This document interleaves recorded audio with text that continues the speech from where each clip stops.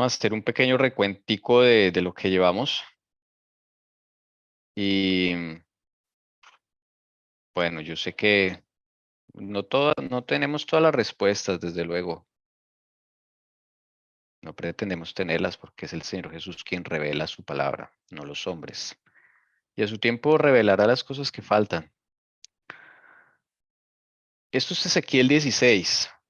Dice, pero tú confiaste en tu hermosura. Te prostituiste a causa de tu fama y derramaste tus prostituciones a todo el que pasaba, fuera quien fuera. Tomaste algunos de tus vestidos y te hiciste lugares altos de varios colores y te prostituiste en ellos, cosa que nunca debiera haber sucedido ni jamás sucederá. Tomaste también tus bellas joyas de oro y de plata que yo te había dado y te hiciste imágenes de hombres para prostituirte con ellas. Tomaste tu tela bordada y las cubriste y ofreciste ante ellas mi aceite y mi incienso.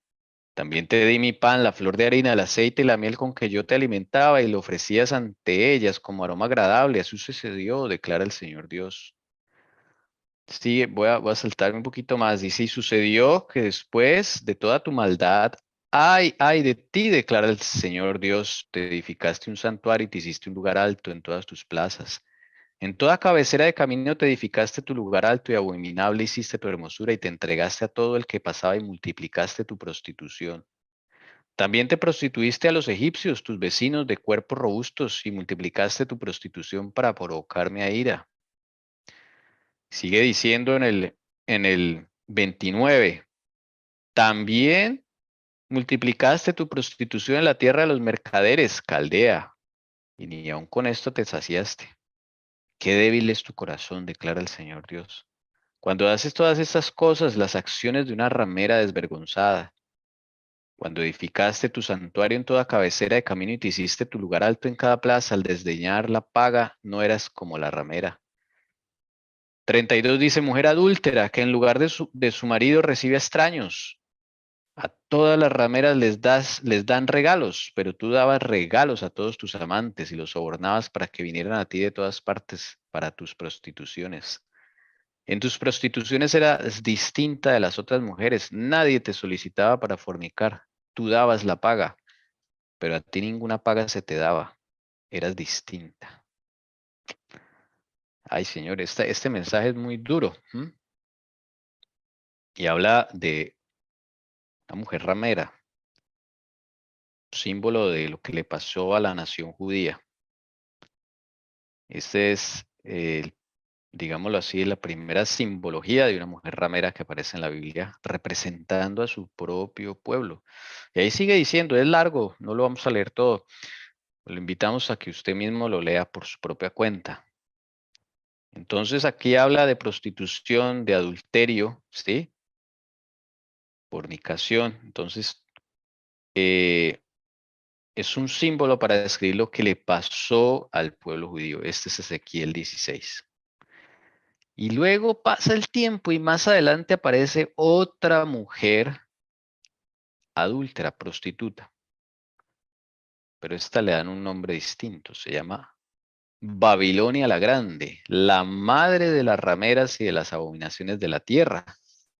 Dice que esa mujer está ebria de la sangre de los santos y la sangre de los testigos de Jesús. Y al verla me asombré grandemente. Se asombró Juan cuando vio a esa mujer.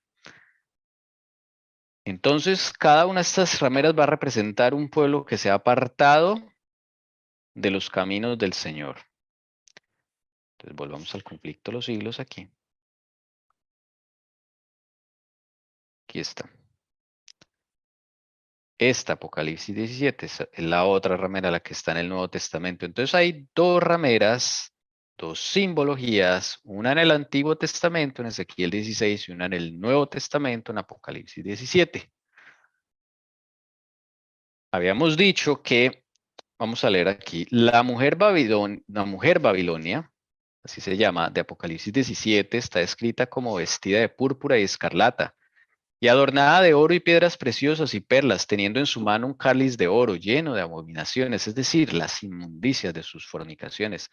Y en su frente tenía un nombre escrito, Misterio, Babilonia la Grande, madre de las rameras. El profeta dice, vi a aquella mujer embriagada de la sangre de los santos y de la sangre de los mártires de Jesús. Se declaraba además que Babilonia es aquella gran ciudad la cual tiene el imperio sobre los reyes de la tierra. Apocalipsis 17, 16 y 18. La potencia que por tantos siglos dominó con despotismo sobre los monarcas de la cristiandad es Roma. ¿Ok? Roma. Roma papal. Entonces, estas dos mujeres, una va a representar a la iglesia judía, la de Ezequiel 16, y la de Apocalipsis 17 a la iglesia romana. ¿Ok? Ambas en un momento de su existencia fueron fieles. ¿Ok? Y en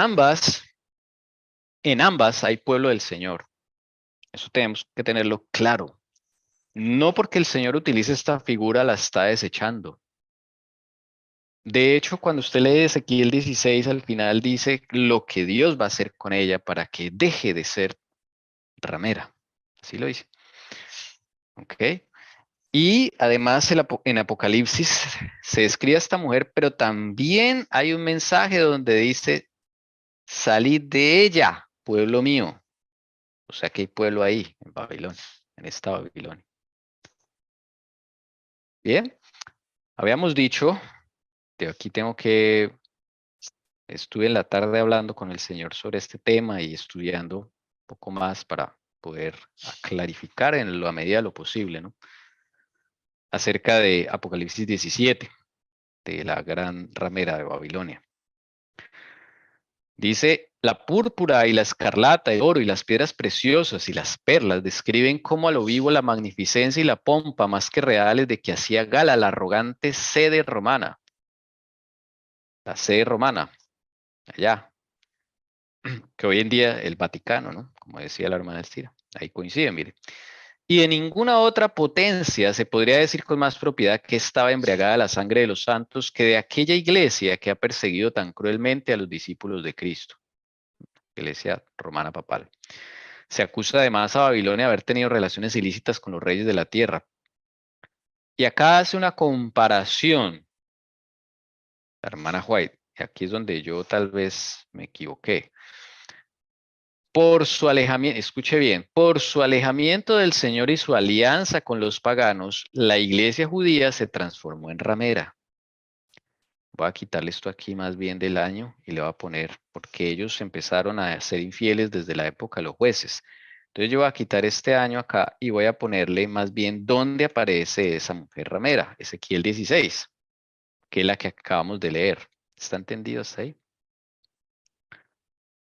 Ezequiel 16 es un mensaje profético para la iglesia judía. Y el mensaje de Apocalipsis 17 es un mensaje profético que aplica para Roma. Ambas se corrompieron, una antes del Mesías ya estaban corrompidos, de la venida del Mesías, de nuestro Señor Jesús. Y la siguiente se corrompió después de que el Señor Jesús se fue a los cielos. Ambas iniciaron siendo fieles porque el Señor las recogió. ¿Ok? No aparecieron de la nada siendo rameras, no, empezaron siendo fieles. No porque en ellas hubiese algo bueno, sino porque Dios las recogió y las limpió. Así dice Ezequiel 16, la limpió, la adornó, le puso vestiduras nuevas. Pero esa mujer se alejó del Señor e hizo alianza con los paganos y en ese sentido se transformó en ramera. Entonces acá está esta frase en el conflicto de los siglos que yo erróneamente asocié a un cumplimiento de Apocalipsis 17. Pero no, la hermana Juez lo que está haciendo es una comparación, que así como la iglesia judía se transformó en ramera, y hay una profecía para ellos en Ezequiel 16, también la iglesia romana se corrompió de la misma manera, buscando el apoyo de los poderes mundanos, alejándose de los principios puros de la palabra. Entonces reciben la misma condenación. Las dos rameras reciben la misma condenación. ¿Ok? Entonces, esa es la aclaración que quería hacer, que cada una, es decir, Apocalipsis 17, cuando Apocalipsis 17 es revelado, pues la iglesia judía ya hace rato había sido enjuiciada y había sido ramera con el Señor, ¿sí? Ya no tiene mucho sentido que Juan ve este símbolo y diga, ay, era mi pueblo, ¿ya qué?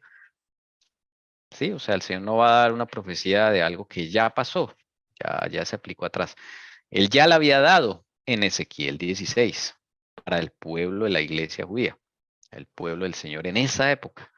Pero cuando ya la iglesia judía es desechada como iglesia, como nación, se levanta la era apostólica, la iglesia es pura en el comienzo, lo hemos visto en los mismos sellos, la iglesia es pura, representada por un caballo blanco en el primer sello, el evangelio puro estaba en ese momento, primer siglo después de Cristo. Pero cuando mueren los apóstoles, esa iglesia se corrompe. En el siglo II y en el siglo III de la era cristiana, esa iglesia apostólica pasa a llamarse la iglesia romana. Entonces, eso es lo que sucede, esa transformación es lo que se está ilustrando. ¿Hay alguna pregunta? Y las hermanas de YouTube o comentarios, desde luego, pueden hacerlo allí en el chat de YouTube.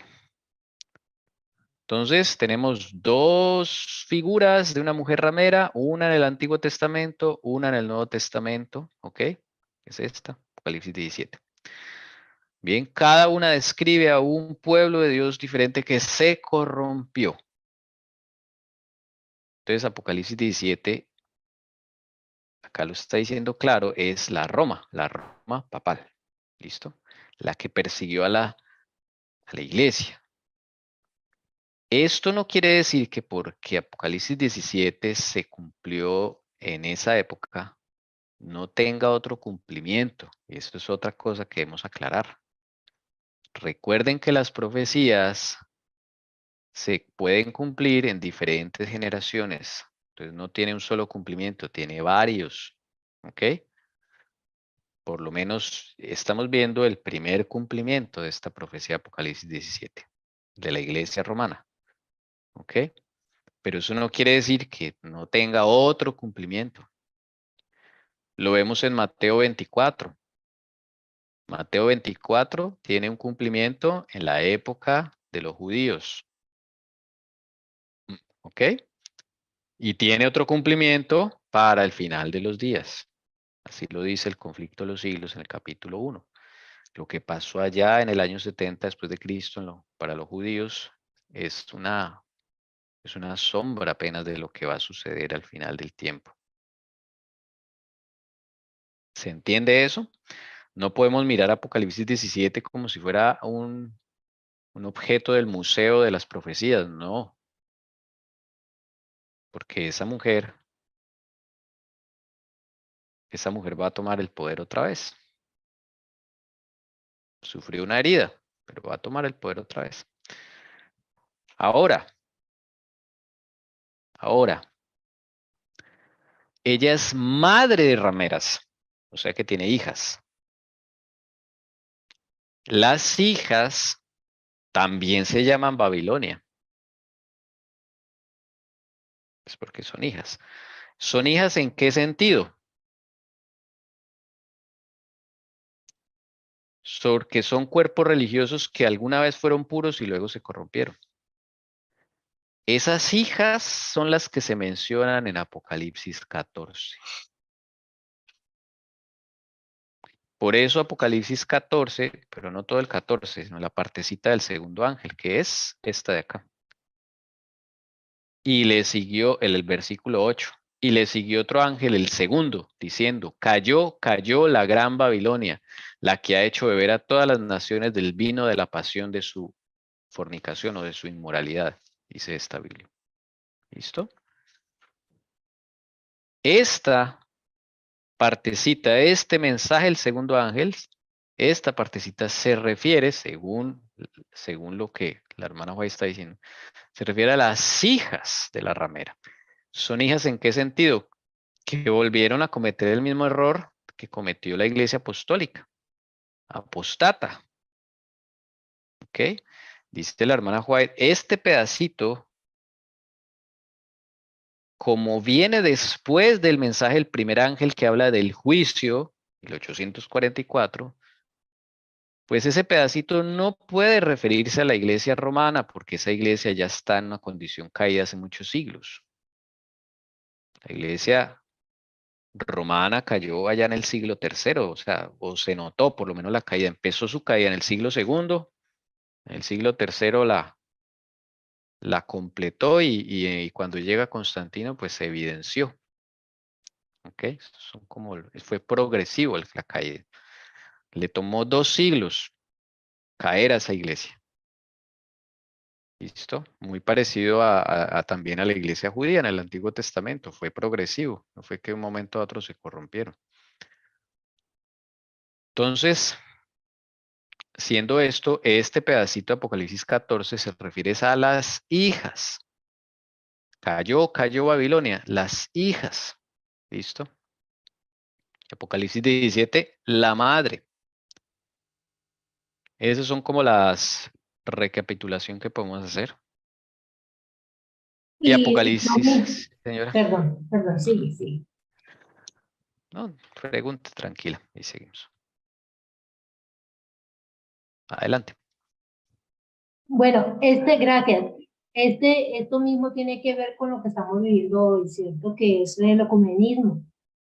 Entonces, esas son las hijas que se unen a la ramera, ¿cierto? A Babilonia. Esa es una aplicación. Sí, señora. Pero vamos a ver que el mensaje del segundo ángel tiene 2 cumplimientos. ¿Ok? Tiene 2 cumplimientos. Lo que estamos viendo ahora es fruto del primer cumplimiento, no del segundo. ¿Listo? De Apocalipsis 14:8.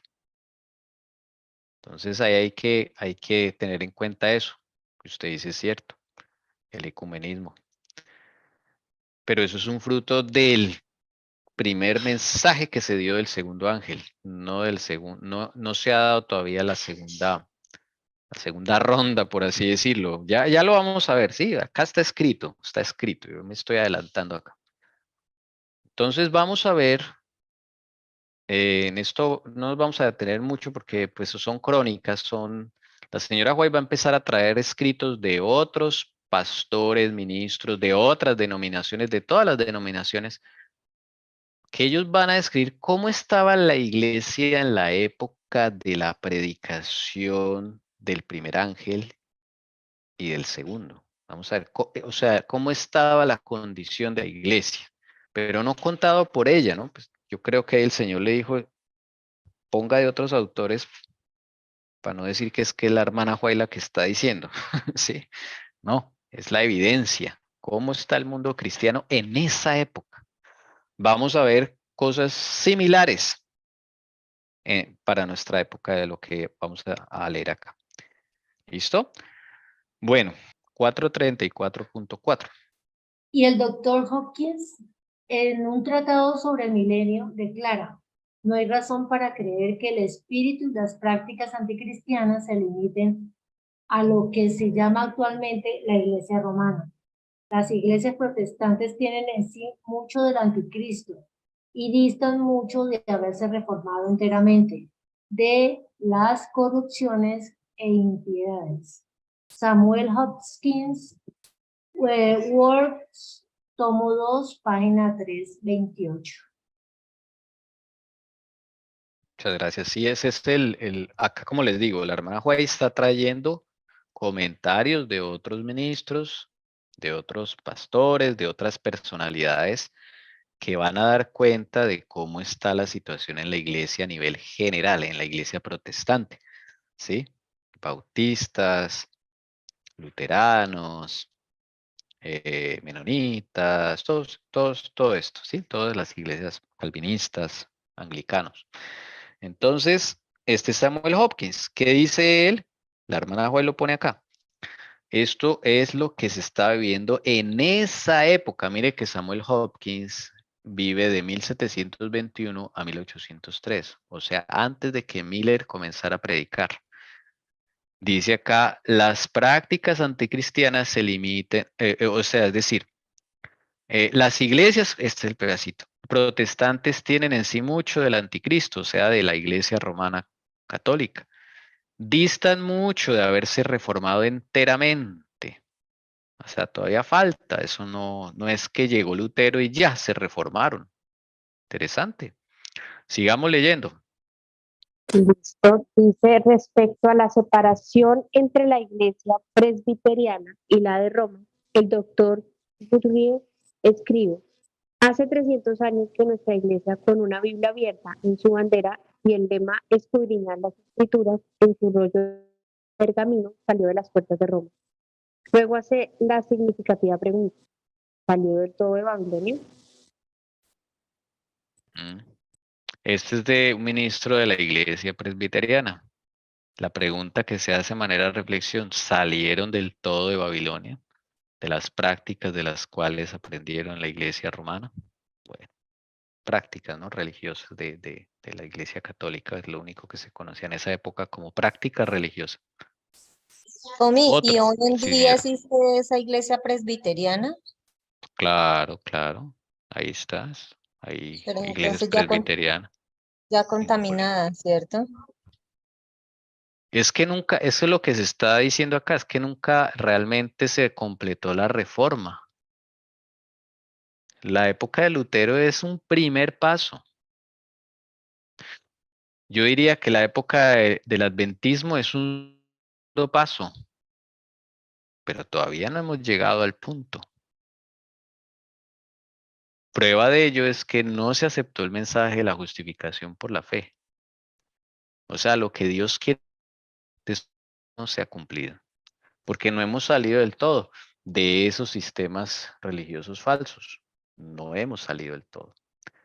Sigamos leyendo. Otro más. Este es Charles Spurgeon.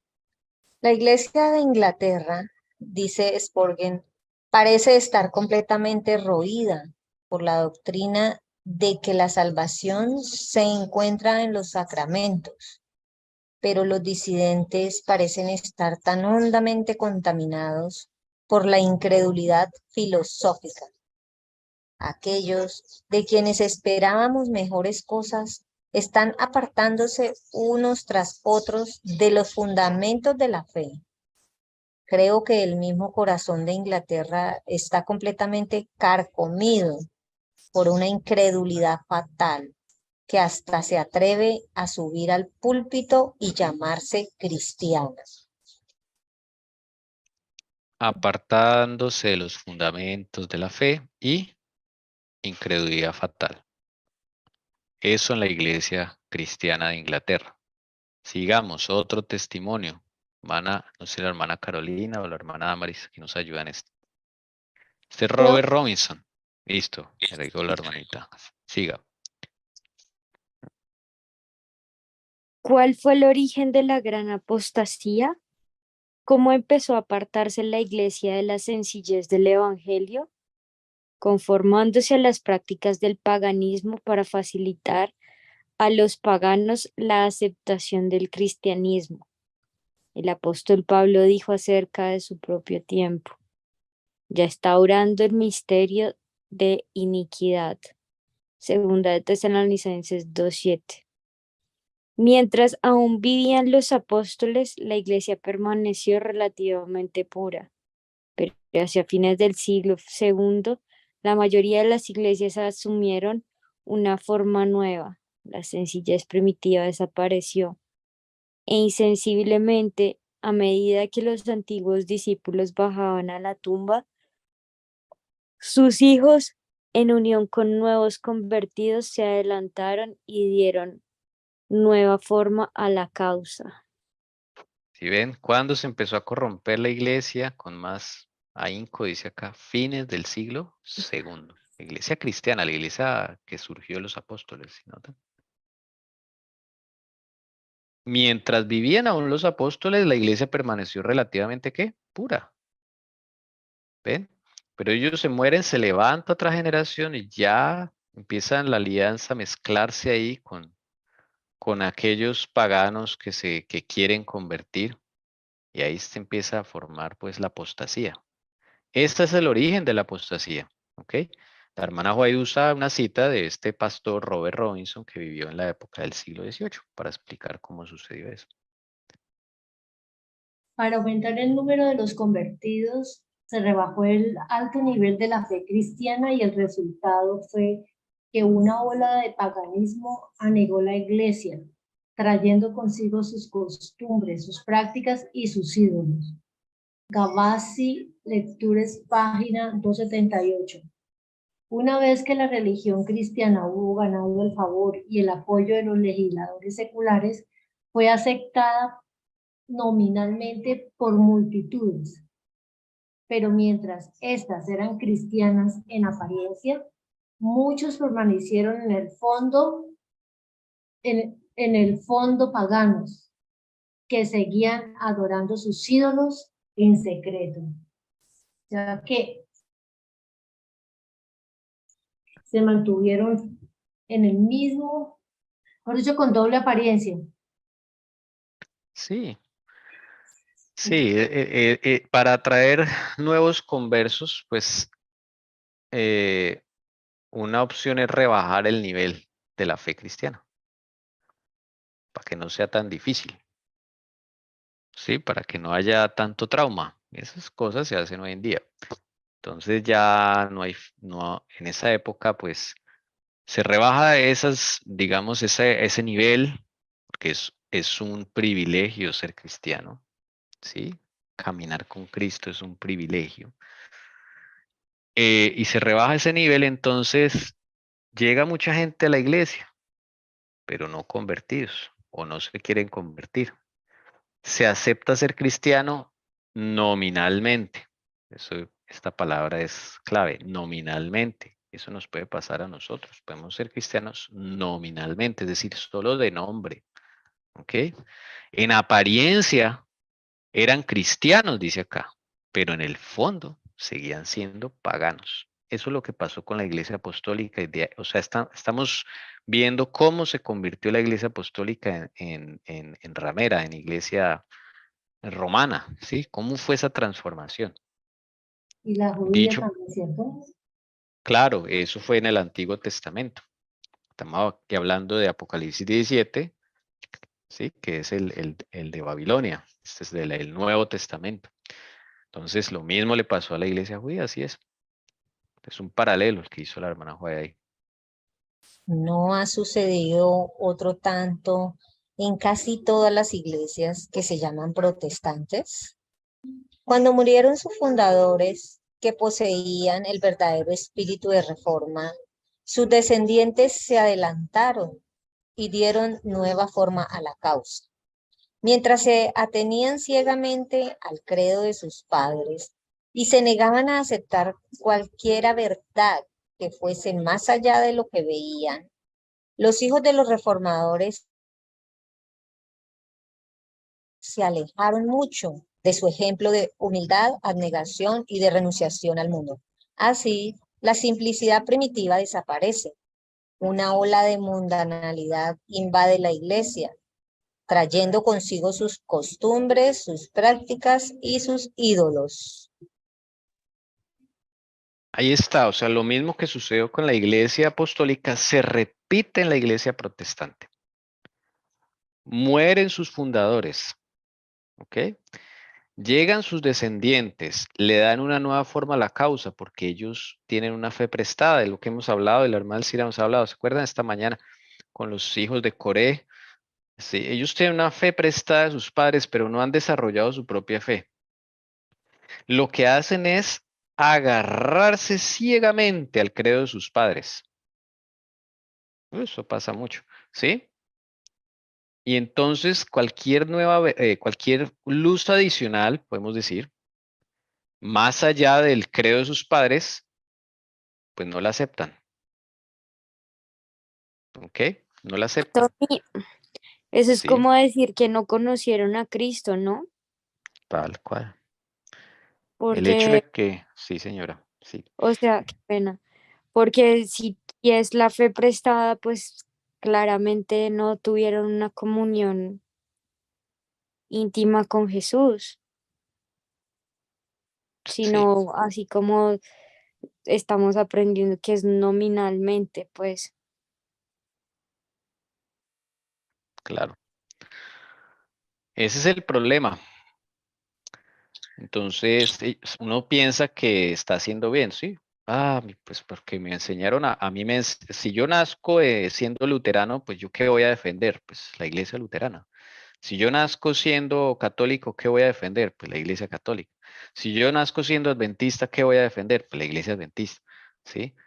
Pero eso no significa que yo tenga una relación personal con el Señor Jesucristo, ¿bien?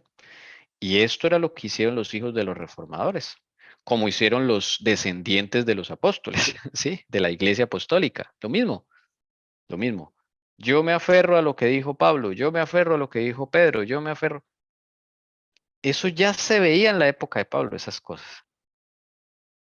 Yo estoy con Apolos, yo estoy con Pablo, o sea, ya se veía en esa época. Por eso Pablo decía, ya está en acción el misterio de iniquidad. O sea, ahorita es misterio, pero se va a revelar el hijo de perdición.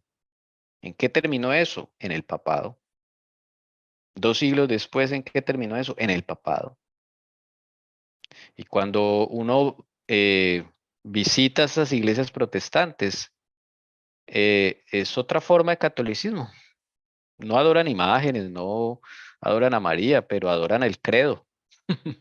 Es la misma cosa, adorar el credo de los padres es lo mismo que hacen los católicos. Entonces, exactamente lo mismo. Entonces, como se niegan a aceptar cualquier verdad que vaya más allá del credo, pues se estancan esas iglesias. Y la gente que entra, pues entra con mundanalidad porque no hay cambios, no hay nada. Ahí es una formalidad de la religión, no hay más. Y eso no transforma a nadie. Lo único que transforma es una relación personal con el Señor Jesucristo. Ay, hasta que esa amistad del mundo, que es enemistad contra Dios, es fomentada actualmente entre los que profesan ser discípulos de Cristo. ¿Cuánto no se han alejado las iglesias nacionales de toda la cristiandad del modelo bíblico de humildad, abnegación, sencillez y piedad? John Wesley decía, al hablar del buen uso del dinero, no malgastéis nada de tan precioso talento, tan solo por agradar a los ojos con superfluos y costosos atavíos o con adornos innecesarios.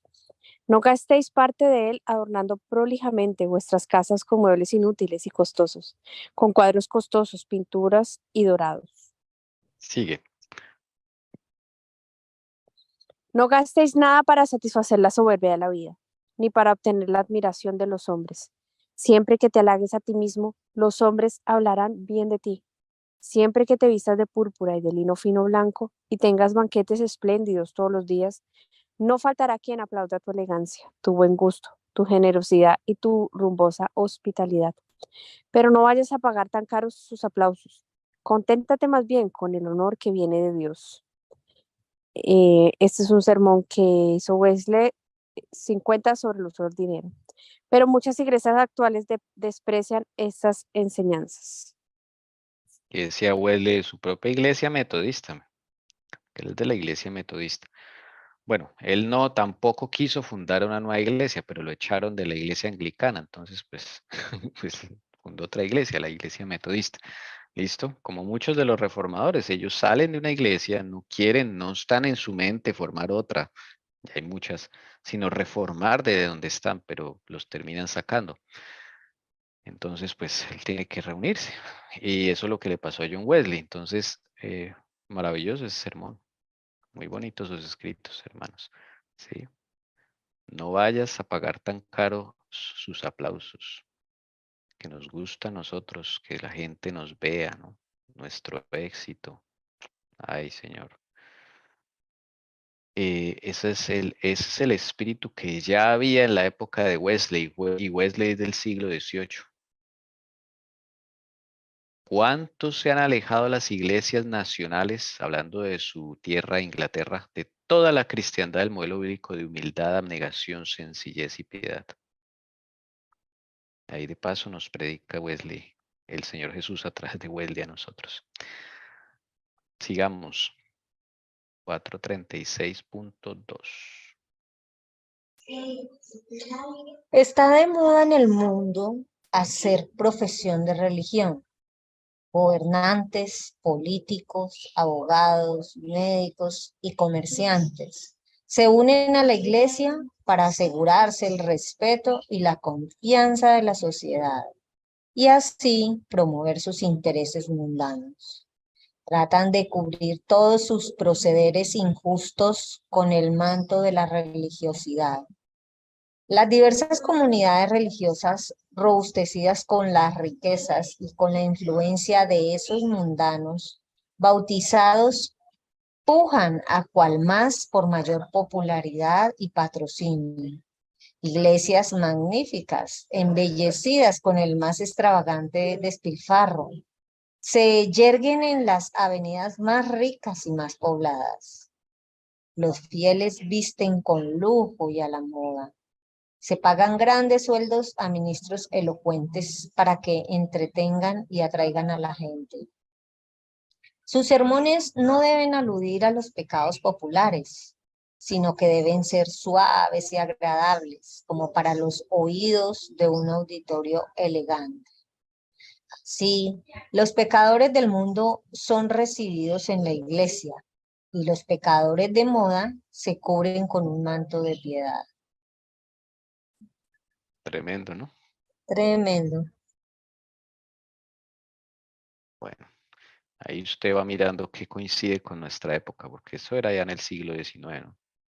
Y mira la distancia que hay de de una persona a otra, las que hemos visto, y siempre están enfocadas en, en dar su opinión en lo mismo, la degradación que tiene la iglesia, ¿cierto? Exactamente, sí. Por eso la hermana Juaya acá solamente está colocando lo que otros hablan, para que después no digan que es ella, ¿no? Sigamos, hermana Marisiga, 437.1.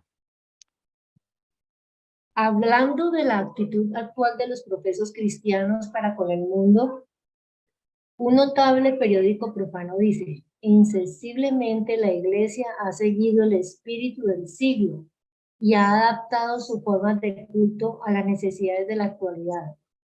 En verdad, todo cuanto contribuye a ser atractiva la religión, la iglesia lo emplea ahora y se vale de ello. Y un escritor apunta, en el Independence de Nueva York, lo siguiente acerca del metodismo actual.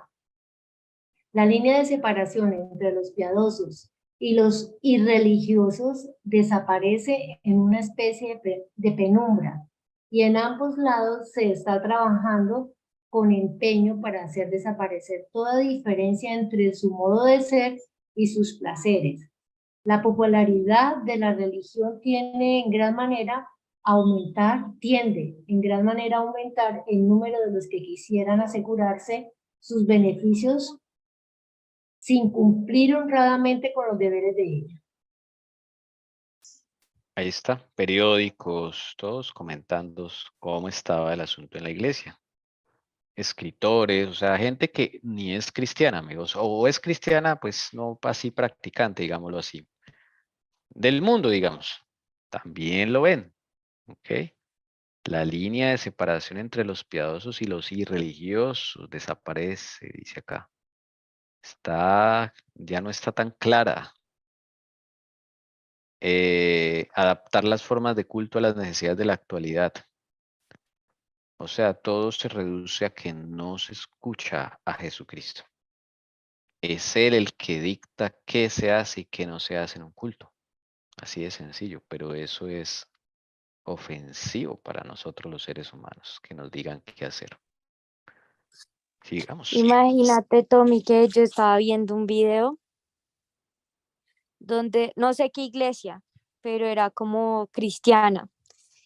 Entonces entrevistan al pastor y le dicen como, O sea, como el contexto era que porque debían recibir o crear iglesias gays, por decirlo así. Entonces él le preguntaba al pastor que por qué se debe hacer. O sea, que en la Biblia que decía que permitía eso o que decía que no se permitía. Y decía el pastor como en la Biblia dice que debemos ama a tu prójimo como a ti mismo. Por eso es que invitamos a todas las personas de LGTBIQ más a que se unan a nuestra iglesia, algo así. Y él le decía, pero es que la palabra no dice eso. Y él le decía, sí, sí dice, ama a tu prójimo como a ti mismo. Si tú amas a Dios, debes amar a todo tu prójimo. Así que ellos, o sea, abrimos las puertas de nuestra iglesia para que ellos vengan y ta, ta, ta. Y él le decía, ¿cómo usted está equivocado, pastor? Usted no, usted no conoce a Dios, como que usted no lee la palabra de Dios. Y ahí le sacó como la cita de Romanos 1:20, creo, que es Mm, donde dice que Dios no acepta eso, que sí hay que amarlos, como que ama al pecador más no el pecado, por eso era inaceptable. Y se levantó el pastor a pegarle al muchacho, fue tenaz. Bueno, sí, esa es la tendencia que va para todas las iglesias, la comunidad LGTB. O sea, que se le abra las puertas a ellos, pero que sigan siendo así, que no haya conversión. Eso es lo terrible, porque el evangelio también es para ellos, pero para quien quiera una vida diferente en Cristo, no para el que quiera seguir siendo igual, o sea, eso no tiene sentido. Bueno, hermana Carito, siga leyendo este, por favor. Gracias por la comentario 437.2. Dice, Howard Crosby dice, motivo de hondo pesar es el hecho de que la Iglesia de Cristo esté cumpliendo tan mal los designios del Señor. Así como los antiguos judíos dejaron que el trato familiar con las naciones idólatras alejara sus corazones de Dios, así también ahora la Iglesia de Jesús, merced al falso consorcio con el mundo incrédulo, está abandonando los métodos divinos de su verdadera vida y doblegándose a las costumbres perniciosas, si bien a menudo plausibles de una sociedad anticristiana, valiéndose de argumentos y llegando a conclusiones ajenas a la revelación de Dios y directamente opuestas a todo crecimiento de gracia. Otro ministro más, otro más. Sigamos mirando testimonios, hermana Damaris. En esta marea, marea de mundanalidad y de afán por los placeres, el espíritu de desprendimiento y de sacrificio personal por el amor de Cristo ha desaparecido casi completamente. Algunos de los hombres y mujeres que actúan hoy en esas iglesias aprendieron cuando niños a hacer sacrificios para poder dar o hacer algo por Cristo. Pero ahora sí se necesitan fondos. No hay que pedirle nada a nadie. Oh, no. Organícese un bazar. Prepárese una representación de figuras vivas, una escena jocosa, una comida al estilo antiguo o a la moderna. Cualquier cosa para divertir a la gente. Perdona que se fue. Cualquier cosa para divertir a la gente. Tristemente ahora las iglesias son usadas como un stand comedy donde se divierte a la gente, pero no se lleva a Cristo a nadie. Bueno, eso pasaba en esa época, pero cuando uno lee esto uno dice, uy, eso se parece como al presente, ¿no? Sigamos leyendo. Se vuelve Manayes. a repetir, ¿cierto? Todo se está repitiendo dejando más huella en cada persona. El mal avanza. Los cristianos se estancan, pero el mal se avanza, es lo terrible. El gobernador Washburn de Wisconsin declaró en su mensaje anual el 9 de enero de 1873, parece necesario dictar una ley que obligue a cerrar las escuelas donde se forman jugadores. Se las encuentra por todas partes. Hasta se ven iglesias que, sin saberlo, indudablemente, hacen a veces la obra del diablo. los conciertos y las representaciones de beneficio, así como las rifas que se hacen, a veces con fines religiosos o de caridad, pero a menudo con propósitos menos dignos, loterías, premios, etc. No son sino estratagemas para recaudar dinero sin dar un valor correspondiente. Y el siguiente. No hay nada tan desmoralizador y tan embriagador, especialmente para los jóvenes, como la adquisición de dinero o de propiedad sin trabajo. Si personas respetables toman parte en esas empresas de azar y acallan su conciencia con la reflexión de que el dinero está destinado a un buen fin, nada de raro tiene que la juventud del Estado caiga tan a menudo en los hábitos que con casi toda seguridad engendra la afición a los juegos de azar. Están entrando los juegos de azar en los Estados Unidos y tristemente las iglesias también.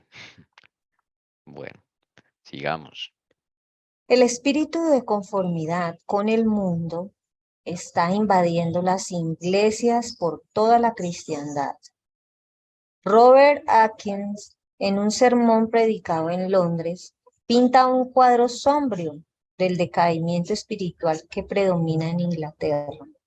Los hombres verdaderamente justos están desapareciendo de la tierra sin que a nadie se le importe algo.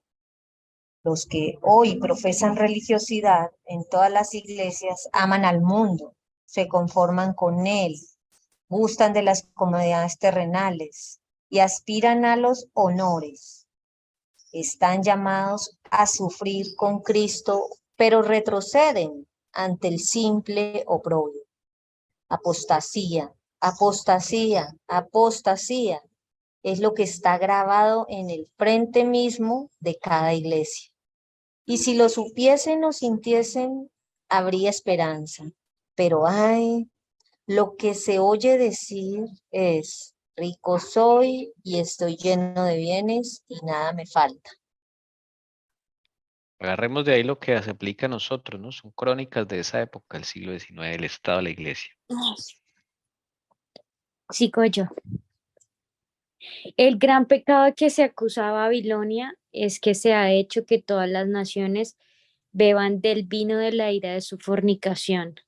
Esta copa embriagadora que ofrece al mundo representa las falsas doctrinas que han aceptado como resultado de su unión ilícita con los magnates de la tierra.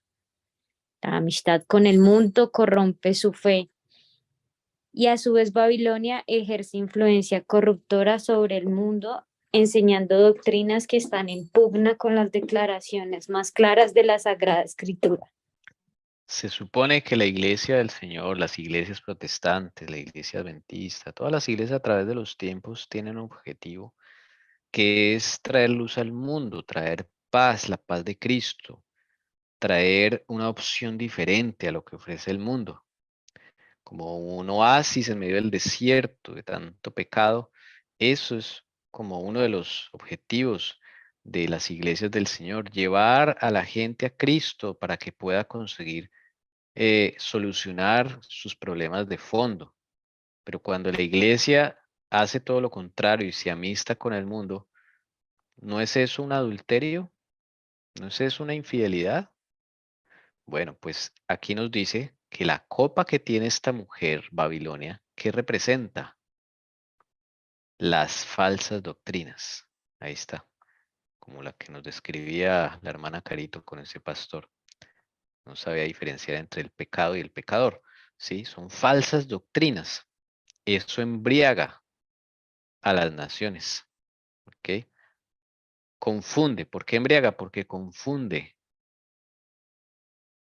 Porque se le da un aire que es bueno, sí, ama a tu prójimo como a ti mismo, claro, y le saca una Biblia y todo, pero mal aplicada. Esto significa la copa que tiene esta mujer. ¿Ok? Las falsas doctrinas que se aceptan. Pero eso es un resultado. Miren, las falsas doctrinas es el resultado de haber abandonado a Cristo y unirse con el mundo.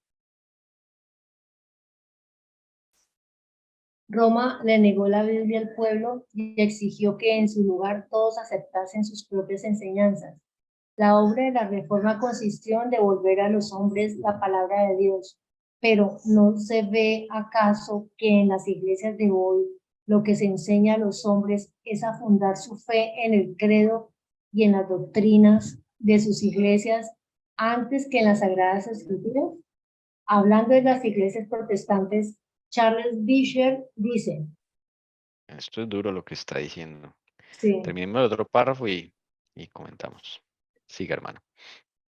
retroceden ante cualquier palabra severa que se diga contra sus credos con la misma sensibilidad con que los santos padres se habrían estremecido ante una palabra dura pronunciada contra la veneración creciente que estaban fomentando por los santos y los mártires.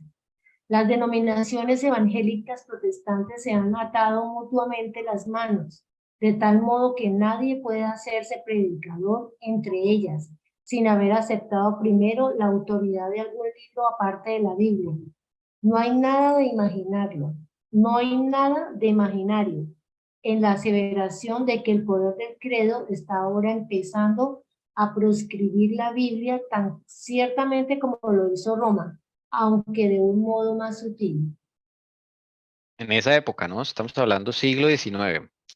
Dice este predicador, ahora es más importante el credo y las doctrinas de cada una de sus iglesias que las mismas sagradas escrituras. O sea, se puede cuestionar las escrituras, ¿sí?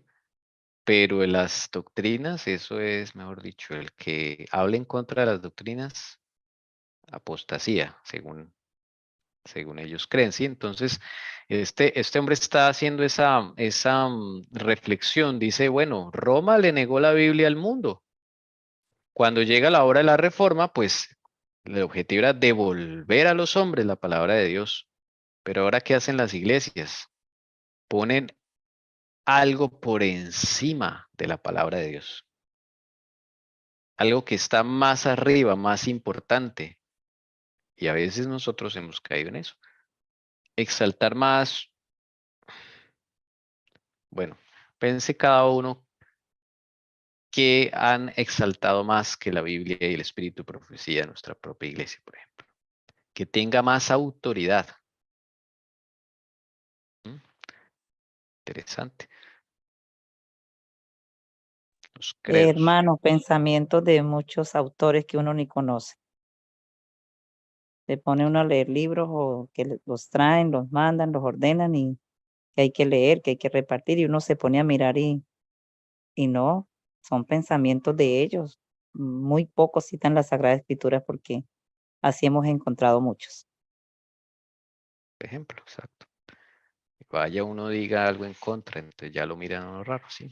O sea, eso es lo que está diciendo este autor, que pasaba en el siglo XIX, hoy en día pasa. Entonces, primero hay que aceptar la autoridad de algún libro aparte de la Biblia, ¿sí? Como dice ahí. Entonces, o sea, es una forma sutil de quitarle a la gente la Biblia de sus manos. ¿Ok? Y también sucede con la escuela sabática, dice acá una hermana. Está aportando. No es mala la idea de tener un folletico, pero cuando eso reemplaza la Biblia, grave. O sea, cuando usted no es capaz de con Cristo coger la Biblia y leerla, estudiar, hacer un plan con Jesús, usted mismo, con Él, con Jesús, así, grave, porque usted ya está dependiendo de otros factores, no de Jesús. Cosas para meditar. Claro, yo hace rato estoy. Qué Vamos a ver pena, a qué no, hora no me había toca visto el aquí. turno. Tranquilo, hermano. No la había visto, disculpa. Dice, cuando se levantan maestros verdaderos para explicar la palabra de Dios, se levantan también hombres de saber, ministros que profesan comprender las santas escrituras para denunciar la sana doctrina como si fuera herejía, alejando así a los que buscan la verdad. Si el mundo no estuviese fatalmente embriagado con el vino de Babilonia, multitudes se convencerían y se convertirían por medio del conocimiento de las verdaderas de las verdades claras y penetrantes de la palabra de Dios. Pero la fe religiosa aparece tan confusa y discordante que el pueblo no sabe qué creer ni qué aceptar como verdad. La iglesia es responsable del pecado de impenitencia del mundo. No hay confusión, mire acá dice, el pueblo no sabe qué creer ni qué aceptar como verdad. Pero eso es culpa también del pueblo, ¿sí? O sea, parte y parte, ¿no? Porque esa copa que a uno le dan, mire, para embriagar esa copa del vino de Babilonia, no es obligatoria, pero muchos no la hemos tomado, ¿ok? No es obligatoria. Pensamos que porque algo viene de los líderes de la iglesia, entonces eso es la voz de Dios. No, no necesariamente. Ellos también son humanos que necesitan de Cristo. Se equivocan, pero el miembro de iglesia debe ayudar, orando y preguntando a Jesús, ¿esto viene de ti o no viene de ti? Esa es la responsabilidad de cada uno.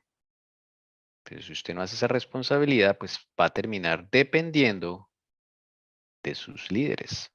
Y sus líderes empiezan a tomar el papel de Cristo en su vida. Cosa grave. Por eso es que dice que en la palabra de Dios dice que, que el Espíritu de Jehová es el que va a enseñar, nos va a enseñar y nos va a orientar. Claro, si hay tanta confusión hoy y que no se puede confiar y que uno puede tomar otro direccionamiento en alguna lectura de la Biblia, entonces nuestra única salvaguarda en todo y nuestro único director es el Espíritu de Jehová. Sí, No hay que empezar a depender de nadie, porque es que si aún la misma Biblia también dice que se perderán eh, pastores con sus iglesias completas, quiere decir que los feligreses están dependiendo de todo lo que diga el pastor, como si fuese un Dios. Tremendo. como si fuese en la iglesia católica. ¿Ven? Por eso es Babilonia. Este vino ha permeado esa forma de pensar, esa forma de depender. Eso es vino de Babilonia. ¿Sí? Que uno no puede cuestionar, que uno no puede ir más allá, que uno no puede estudiar sino lo que le pongan enfrente. Todo eso es violación de la libertad religiosa del individuo. Una libertad que Dios nos dio y que el que quiera ejercer, el Señor lo va a apoyar, porque lo que vamos nosotros, o lo que todos los seres humanos honestos, sinceros, que queremos tener una vida diferente, es buscar a Cristo realmente. Entonces usted, pues, es válido uno ir a buscar a Cristo por uno mismo, ¿sí? Que es lo que debería, desde luego, el Señor deja instructores, deja personas que van más adelante para que usted pueda preguntar, pueda aprender, pero la experiencia de ese maestro no puede ser su experiencia. Sin embargo, Dios tiene a sus siervos para que usted pueda también alimentarse de ellos, nosotros. Entonces, es una cuestión de dependencia de Cristo, como lo ha dicho la hermana Damaris. ¿Listo? Porque van a haber muchas cosas que van a Sí. llegar. Ahorita van a llegar más teorías, van a llegar que ya no son tan fáciles. Esto del LGTB, bueno, es un poco más evidente, pero van a llegar cosas que usted va a decir, ¿y esto qué? ¿Esto es de Dios o no? Si usted no depende de Jesús, graves, porque entonces usted va a ir con la corriente o con el amigo o con la hermana, la esposa, el esposo. No, usted tiene que vivir su propia experiencia con Jesús.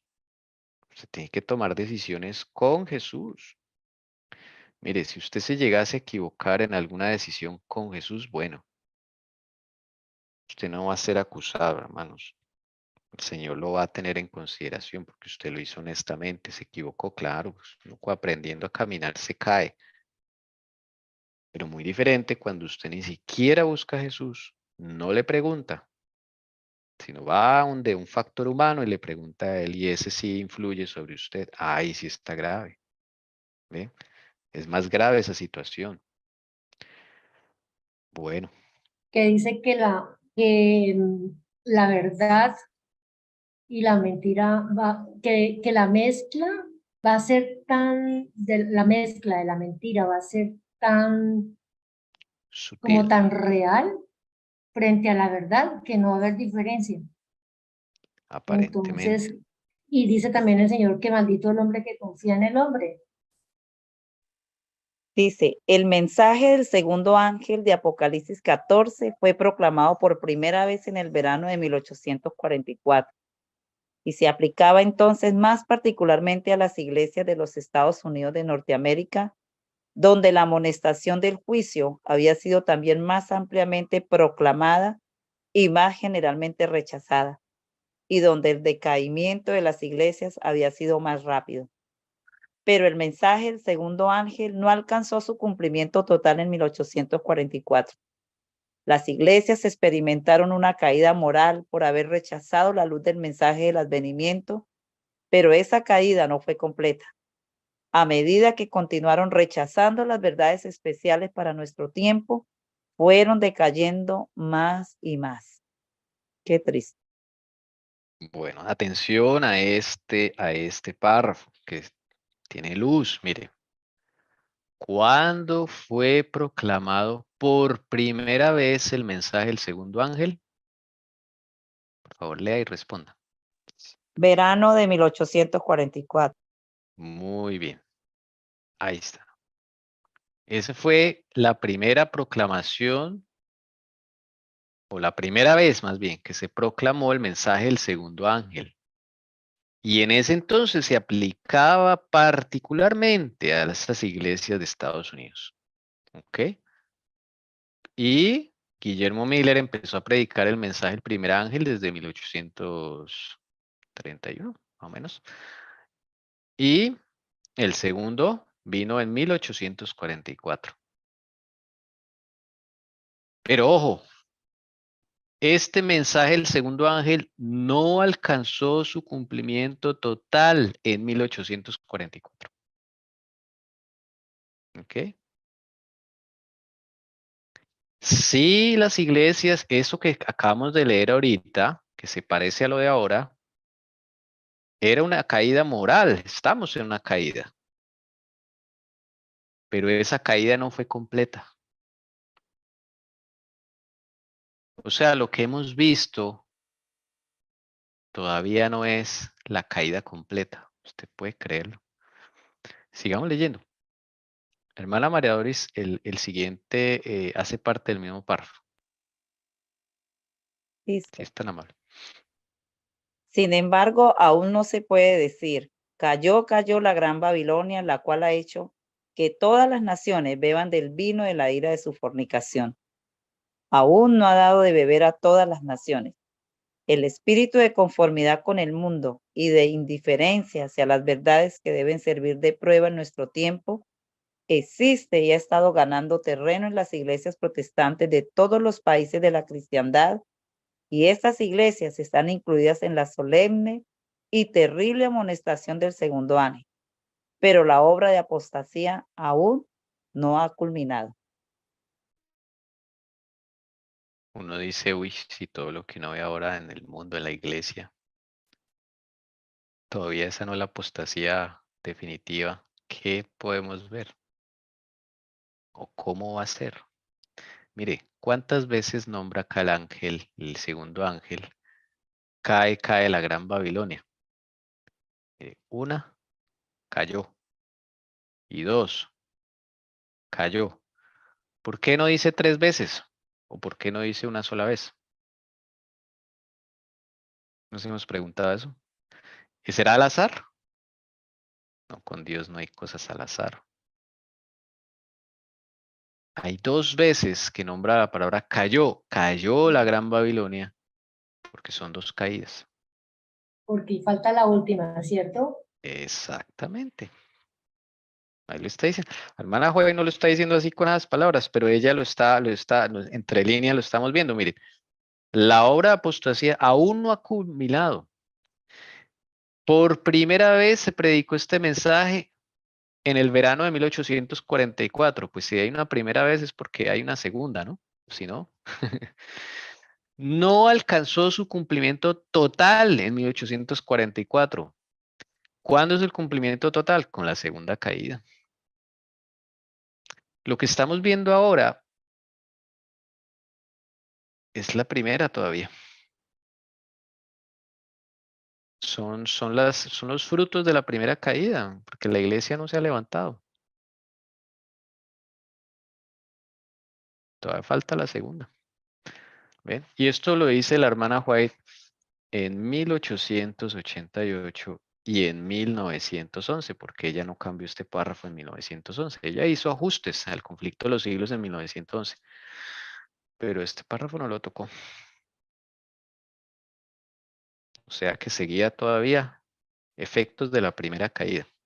Y todavía vemos efectos de la primera caída. Pero todavía no se ha visto la obra de la apostasía. No ha culminado, dice ella. Sigamos leyendo, que estos últimos, nos quedan 3 diapositivas, estos últimos son clavísimos, ¿listo? Para aclarar este punto. Dice, la Biblia declara que antes de la venida del Señor, Satanás obrará con todo poder y con señales y con maravillas mentirosas y con todo artificio de la injusticia, y que todos aquellos que no admitieron el amor de la verdad para ser salvos serán dejados para que reciban la eficaz operación de error a fin de que crean a la mentira. Segunda de Tesalonicenses 2, del 9 al 11.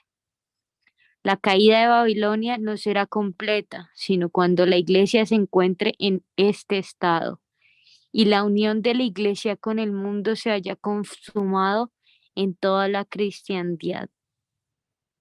El cambio es progresivo y el cumplimiento perfecto de Apocalipsis 14:8 está aún en el futuro. ¿Sí ven? El cambio es ¿qué? Progresivo, lentamente. ¿Mm? ¿Cuánto le tomó a la iglesia apostólica convertirse en la iglesia romana papal? Infiel. 2 siglos. Ya llevamos para el segundo siglo, hermano. Curioso. No quiero decir que sea exactamente el mismo tiempo, ¿no? Sino que es un paralelo como para nosotros ver que el cambio es progresivo. Y ese cumplimiento de Apocalipsis 14:8, el segundo ángel, aún está en ¿dónde? En el futuro. El cumplimiento perfecto.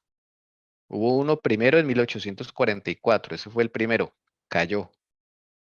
Pero el segundo cayó, está en el futuro. Y ahí sería el cumplimiento para ser perfecto. Al La, tercer, ahí, ¿cierto? La tercer caída. no, no, el ay ¿Será? son juicios, esa es otra cosa. Esas No, son para las la tercera trompetas. caída. ¿Será? No, acá dice 2. Dice 2 por lo menos. Dice 2. Entonces, lo que estamos viendo hoy día es efectos de la primera caída. La segunda no ha llegado. La hermana White murió en 1515. Ella nunca mencionó que esto ya se habría cumplido, no. Esto quedó así, ¿ok? Entonces, bueno, esto implica muchas cosas. Mire, la caída de Babilonia no será completa, sino cuando la iglesia se encuentre en este estado. ¿Cuál estado? El de Tesalonicenses 2, 9 al 11. Y la unión de la iglesia con el mundo se haya consumado en toda la cristiandad, porque el vino de Babilonia va a llegar a todas las naciones. Mire, aún no ha dado de beber a todas las naciones. ¿Qué quiere decir la Biblia con todas las naciones? ¿Serán naciones literales o se refiere a iglesias? ¿Mm? Esa es una pregunta, yo no la sé. Pero se refiere a países como tal, sino a todas las iglesias, a todas. O sea que como que ninguna se va a salvar de ese vino. ¿Sí? Entonces, ¿cuál es la condición de Tesalonicenses 2, 9, 11? Cuando Satanás obrará con todo poder, mire, y con señales y maravillas mentirosas. Todavía eso no lo hemos visto. Y es cuando la iglesia llegue en ese estado que se va a dar la segunda caída, la completa ya, el colmo. ¿Y qué va a hacer el Señor? Dice uno. Bueno, vamos a seguir leyendo los últimos dos párrafos para que nos dé luz el Señor. A ver. Hermana, ¿quién sigue? Hermana Damaris, sigue usted. A pesar de las tinieblas espirituales y del alejamiento de Dios que se observan en las iglesias que constituyen a Babilonia, la mayoría de los verdaderos discípulos de Cristo se encuentran aún en el seno de ellas. Sí. Muchos de ellos no han oído nunca proclamar las verdades especiales para nuestro tiempo. No pocos están descontentos con su estado actual y tienen sed de más luz. En vano buscan el Espíritu de Cristo en las iglesias a las cuales pertenecen. A medida que esas congregaciones se aparten más y más de la verdad y se vayan uniendo más y más con el mundo, la diferencia entre ambas categorías de cristianos se irá acentuando hasta quedar consumada la separación. Llegará el día en que los que aman a Dios sobre todas las cosas no podrán permanecer unidos con los que son amadores de los placeres, más bien que amadores de Dios, teniendo la forma de la piedad, más negando el poder de ella. ¿En dónde está en esa época, no? La mayoría de los verdaderos discípulos de Cristo en Babilonia. Hablando de las iglesias que cayeron, ¿no?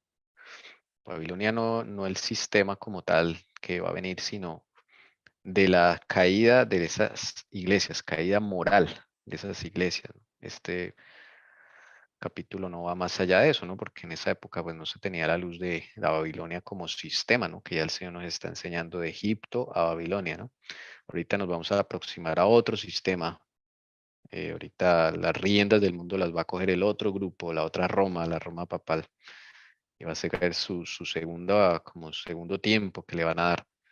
Pero acá está hablando desde de las iglesias que se van que van a quedar ahí, ¿sí? Aquí me están haciendo una, si yo dije que la hermana White murió en 1515, bueno, perdón, es 1915, no sé si dije, o yo dije mal o me entendieron mal. Bueno, sí, es 1915 que murió la hermana White. Gracias por la aclaración, esposa mía. Entonces, lo que está diciendo acá la hermana White es que va a haber gente en esas iglesias, en la segunda caída también. ¿Sí? Pero que esas dos categorías de cristianos, los que quieren permanecer fieles y los que no, pues se va a acentuar más. Entonces los que aman a Dios sobre todas las cosas no podrán permanecer unidos con los que son amadores de los placeres. Y acá me dijeron que sí, dije 1515 cuando se murió la hermana, es equivocado, perdón, es 1915. Gracias. Fue la hermana Alcira la que se dio cuenta. Entonces, o sea, Dios va a permitir esto, hermanos, esta segunda ola de apostasía, por así decirlo, esta segunda y perfecta caída en todas las naciones. Pero para eso va a llegar algo. Entonces el Señor no va a dejar así eso. Vamos a ver esa última diapositiva, a ver qué es lo que tiene el Señor preparado. Hermana Lucy. Dice, en el capítulo 18 del Apocalipsis indica el tiempo en que por haber rechazado la triple amonestación de Apocalipsis 14, 6, 12, la iglesia alcanzará el estado predicho por el segundo ángel. Y el pueblo de Dios que se encontrare aún en Babilonia será llamado a separarse de la comunión de esta. Este mensaje será el último que se dé al mundo y cumplirá su obra. Cuando los que no creen a la verdad, sino que se complacen en la injusticia, segunda de Tesalonicenses 2:12, sean dejados para sufrir tremendo desengaño y para que crean a la mentira. Entonces, la luz de la verdad brillará sobre todos aquellos cuyos corazones estén abiertos para recibirla. Y todos los hijos del Señor que quedaren en Babilonia oirán el llamado: salid de ella, pueblo mío. Apocalipsis 18:4. Bueno, como se va a rechazar la triple amonestación de Apocalipsis 14, 6 al 12, o sea, el mensaje de los tres ángeles, acá lo está diciendo, se va a rechazar, ¿sí? Entonces ahí cuando ya la iglesia cae es por rechazar los mensajes de Dios, ¿ok? Cuando rechaza los mensajes de Dios, una iglesia cualquiera va decayendo en su demoralidad, en su moralidad, ¿ok? Se va debilitando, se va aliando con el mundo, o sea, son resultados de se desliga de Cristo. ¿Por qué? Porque rechaza mensajes que Él envía a la iglesia. Entonces, acá dice que por haber rechazado esa triple amonestación del mensaje de los tres ángeles, o sea, se va a rechazar. La iglesia alcanzará ese estado predicho por el segundo ángel, esa es la segunda caída. Pero entonces, ¿qué va a hacer el Señor? Viene el cuarto ángel al rescate. ¿Cuál es el cuarto ángel? El de Apocalipsis 18. ¿Y cuál es el mensaje? Salid de ella, pueblo mío. Porque va a quedar pueblo allá. Ese mensaje es el último que se va a dar al mundo. Es el famoso fuerte pregón. ¿Listo? El mensaje de Apocalipsis 18 es lo que comúnmente se conoce como el fuerte pregón. O el mensaje del cuarto ángel es el mismo. ¿Sí? Son nombres distintos para el mismo evento. ¿Por qué se le llama el cuarto ángel? Pues porque es el que sigue al rechazo del mensaje de los tres ángeles. Entonces, si notan, esto es el futuro todavía. Todavía no ha llegado esto. Va a tener que predicarse otra vez. Por algo la señora Juez dijo en otro lado, el mensaje de los tres ángeles tiene que volverse a repetir. Otra evidencia más la encontramos es en este mensaje del segundo ángel, porque son dos caídas. Cayó. Apenas estamos viendo los efectos de la primera que comenzó allá en 1844. La segunda no la hemos visto. La segunda está fuertemente ligada con segunda de Tesalonicenses 2. Es cuando se le permitirá al enemigo hacer cosas pues que no hemos visto. Es en ese momento, cuando se rechace los tres primeros mensajes, que se va a dar el cuarto. Y ese va a ser el último. Salid de ella, pueblo mío. ¿Quiénes van a predicar ese mensaje? Pues yo no veo otra que los 144,000. Yo no veo otra. No sé si tengan otra opinión. No sé, ya son opiniones mías. No está aquí escrito. Sí, ese mensaje del fuerte pregón del cuarto ángel. ¿Quién lo va a predicar? Pues yo creo que los 144,000, porque el cuarto ángel es Cristo, Cristo mismo. Y los 144,000 van a ser clones de Cristo. Entonces ellos tienen que cumplir esta hora. Ellos son el ejército que Jesús va a sacar para allá lo último, porque es el último mensaje. Después de esto ya no hay más oportunidad. El Señor ya termina su obra. Sale del santuario y se acabó esto. Y viene la condenación de Babilonia. Y noten que el Señor nos dijo, de Egipto a Babilonia. O sea que es en Babilonia que se va a cumplir todo esto. En el sistema babilónico como tal. Hermano Tommy, yo tengo una pregunta aquí que estoy leyendo. Sí, Dice, señora. cuando los que no creen a la verdad, sino que se complacen en la injusticia, bueno, dice segunda Tesalonicenses 2:2, sean dejados para sufrir tremendo desengaño y para que crean a la mentira. ¿Cuál es ese tremendo desengaño para estas personas? No lo dice, ¿cierto? ¿O cómo será ese tremendo desengaño para ellos? Bueno, esperemos que nosotros no Hasta, estemos. hasta donde he leído y hasta donde sé, me puedo equivocar, aclaro. Segunda Tesalonicenses. La hermana White tiene una asociación de Segunda Tesalonicenses con el falso Mesías que va a venir a la tierra, que va a ser una representación de Satanás, de que Jesús llegó. Ese es el tremendo desengaño, el tremendo chasco que se van a llevar, porque no es Jesús, va a ser Satanás mismo que va a personificar a Jesús y muchos van a caer. Ah, ya. Gracias. ¿Ok? Ese es el tremendo desilusión, desengaño, chasco terrible que se va a sufrir, ¿sí? Esto no es fácil, o sea, acá hay muchas cosas que el Señor no ha revelado, ¿sí? Desde luego, esto yo no puedo decir que ya esto sea así, no, no, no. O sea, solamente estamos leyendo lo que la hermana White dejó ahí, las pistas, ¿listo? Y cómo se cumplió el mensaje del segundo ángel allá en 1844. Pero ella dice, esto todavía no ha terminado. Ahí lo dice claramente. Esto no ha terminado. ¿Ok? Aún no se ha dado beber a todas las naciones. El mensaje del segundo ángel no alcanzó su cumplimiento total en 1844. La caída espiritual de las iglesias no fue completa. Por todos lados la hermana Juez está diciendo. La obra de apostasía aún no ha culminado.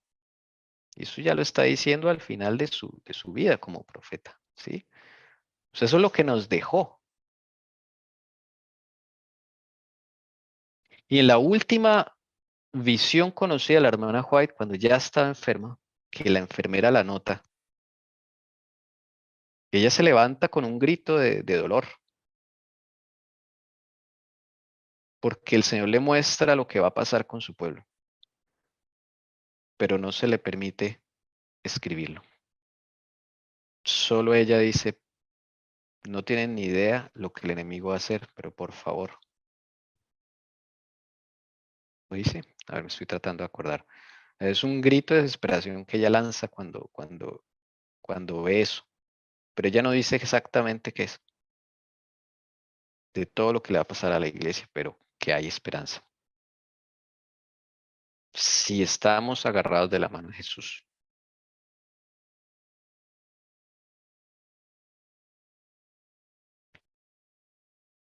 No es capricho del Señor que insista tanto con los mensajes que le manda dar a la hermana Alcira, ¿sí? No es capricho ni es que se le ocurrió a la hermana Alcira, no, hermanos. Esa es la obra en la que debemos estar. Por favor. No tenemos idea de lo que viene y lo que se le va a permitir al enemigo. Lea Tesalonicenses 2, eso es terrible. ¿Estamos preparados?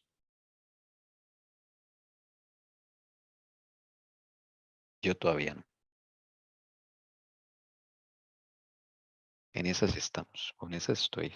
Pero hermano, evalúese, por favor. Cada uno de ustedes. ¿Está preparado para esto?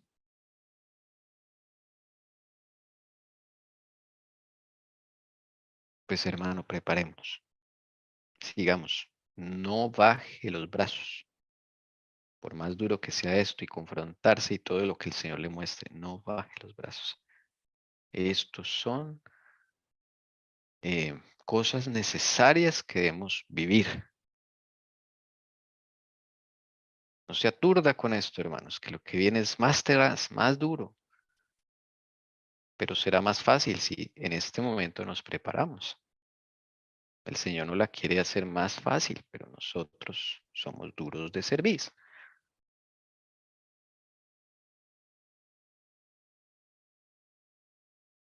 Necesitamos urgentemente del Señor Jesús. Él es el único que puede ayudarnos a limpiar este corazón y a descubrir quiénes somos realmente.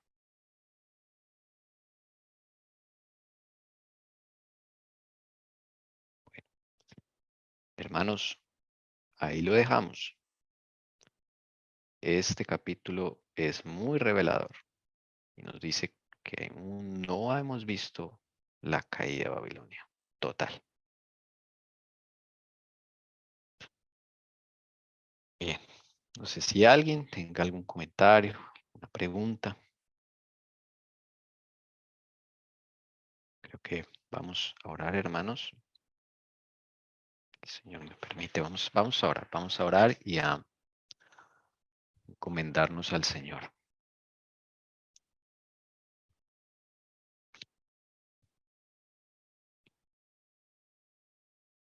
Señor Jesucristo, gracias por estos mensajes de amonestación que tú quieres mostrarnos, que eso que no entendemos todo, Señor, pero nos da como un temor, Señor Santo,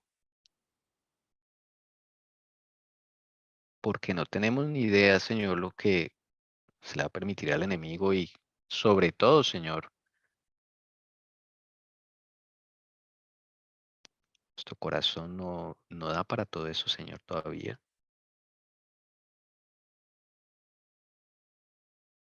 Queremos ser amigos tuyos, Jesús, queremos realmente tener una relación personal contigo, Señor.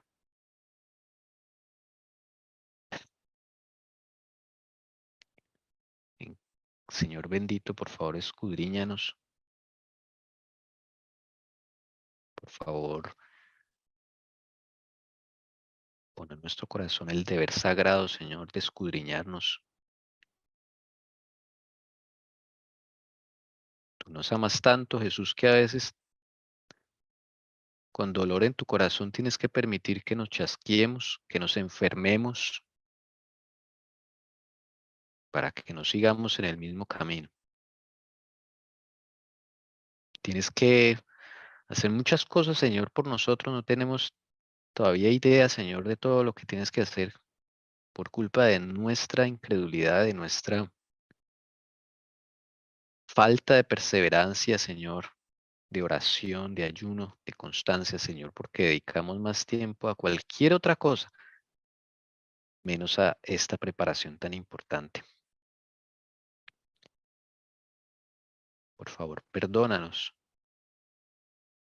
a los que hemos sido negligentes, a los que todavía no comprendemos, Señor, la urgencia de la preparación que necesitamos, Señor. De tu mano, no de nadie más, de tu mano, Jesús. Yo te ruego que nos animes, por favor, que nos pongas ese sentido de solemnidad y no se nos vaya, Señor, apenas termine el Shabbat, sino que perdure toda la semana, Jesús. Y lo que tengas que hacer, hazlo, por favor, pero no nos dejes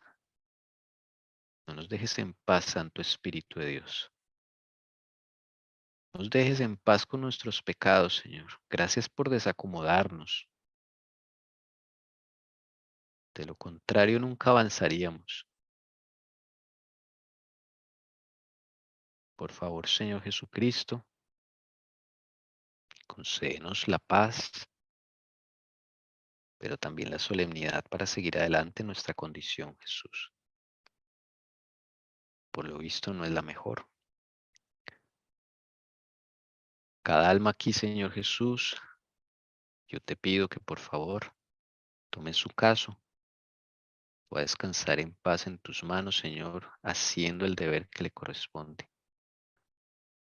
Mismo Jesús, he pecado, Jesús. Te pido perdón aquí con mis hermanos, Señor. Nosotros hemos sido negligentes, nos falta más, Señor. Nos falta más atención a las cosas que tú nos quieres decir, Jesús. Bendito Salvador, danos paz en esta nueva semana y caminemos contigo, Jesús. Y si no sabemos, pues preguntemos al que pronto sí ya sabe un poquito más, Señor. Seamos humildes, Jesús. Ayúdanos y danos un corazón humilde corazón que se interese realmente por entablar una verdadera amistad contigo, Jesucristo. Que bendigas a cada familia, Señor. Que tú dices que creen en el Señor Jesucristo y serás salvo tú y tu casa, Señor Jesús. También pedimos por aquellos que de pronto no nos acompañan en este transitar todavía, pero que están ahí junto a nosotros, viviendo cerca a nosotros. Pedimos por esos familiares, Señor. Que nosotros podamos ser ejemplo y no tropiezo. No seamos como un Judas para nuestro hermano, por favor, te lo pedimos, para nuestro cónyuge, para nuestra familia, nuestro hijo, nuestra madre, nuestro padre, Señor. Concédenos tu santa bendición, Señor Jesús, en tu dulce y precioso nombre, Señor Jesucristo. Amén.